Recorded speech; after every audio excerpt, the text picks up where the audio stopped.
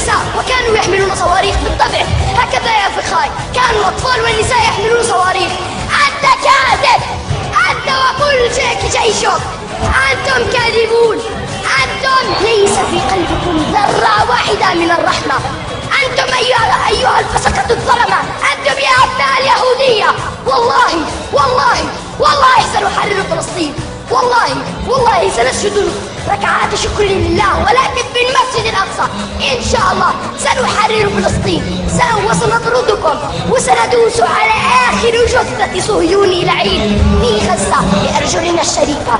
سندوس عليكم.